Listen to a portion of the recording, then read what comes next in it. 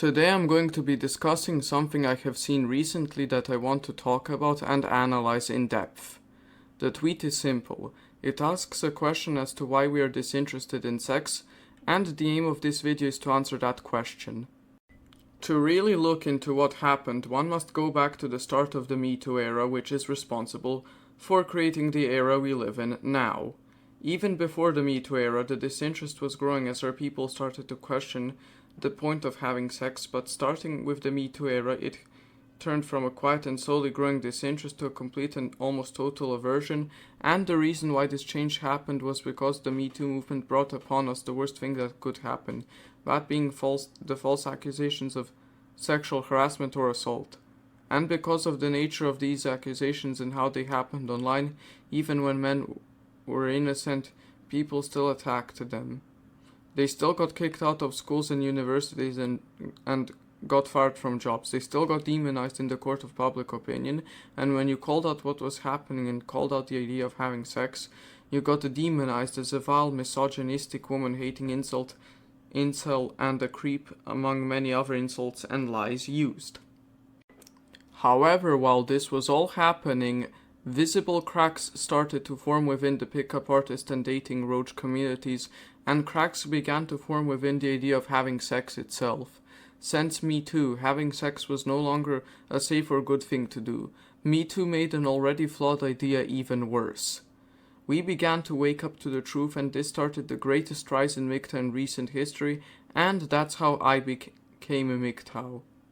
Of course, when you have men go MGTOW, including young males like myself at the time, you naturally have them questioning the entire point and validity of marriage, relationships, falling in love, and sex.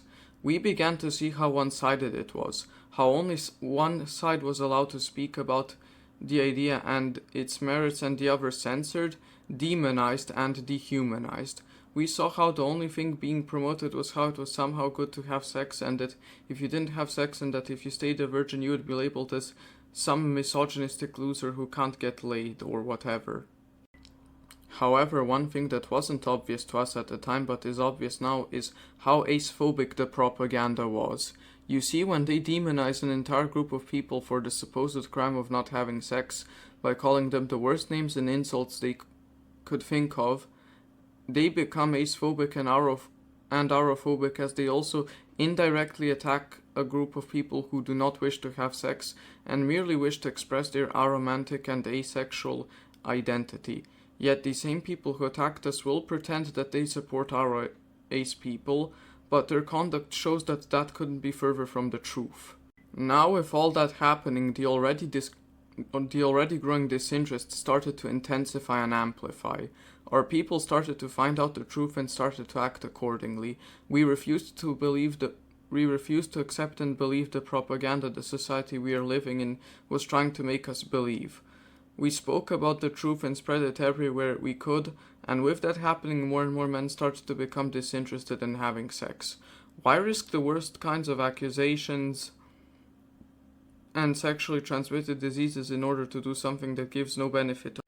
This entire idea is foolish and has no basis in reality, and what we can see is that having sex gives us no real benefit of any kind.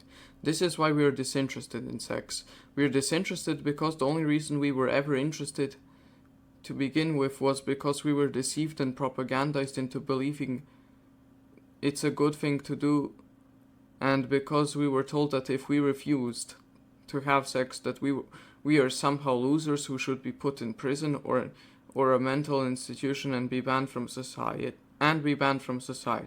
And now in the MeToo era, we refuse to put up with this propaganda and are resisting, and the trends will continue years into the future, if not decades. The era of marriage and relationships is over, and the percentage of men who have sex will decline as the years go on.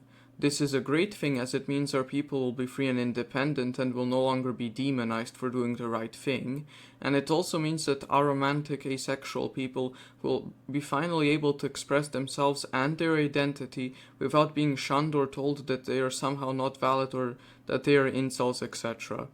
We MGTOWs have won here, and what we should do is accelerate what's already happening. These effects are not reversible, and our impact will still be felt decades to come. In decades to come. Anyways, this has been Igor MGTOW and Video Games. Like and subscribe and click the bell notifications on YouTube if you enjoyed the video, and follow me on odyssey.com, MGTOW.tv and Twitter, and join my Guilded server. Anyways, bye bye and thanks for watching.